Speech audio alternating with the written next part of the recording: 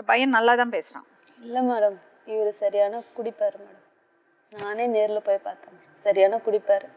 என்கிட்டயே சொன்னார் மேடம், நான் போலீஸ் ஸ்டேஷனில் எதுக்கு நீ கம்ப்ளைண்ட் கொடுத்த, அதை வாபஸ் வாங்கு, உங்கள் 2 பேரும் நான் சேர்த்து வைக்கிறேன், அவனை அடிச்சாச்சு நான் சேர்த்து வைக்கிறேன், அவன் எப்படின்னா அது எங்கள் வீட்டு வாரிசு, உன்னை விட மாட்டேன், நான் உன்னை நல்லா வச்சுப்பேன் என்கிட்ட சொன்னார் மேடம். ஆனால் சரியாக குடிப்பார் மேடம்.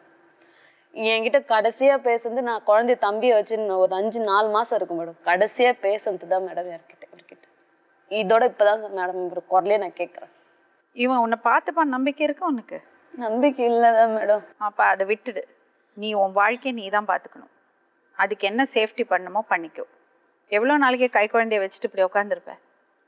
அந்த குழந்தை நல்லா இருக்கணும்ல, அதுக்கு ட்ரீட்மெண்ட் பண்ணோம்ல, எப்படி பண்ணுவேன்?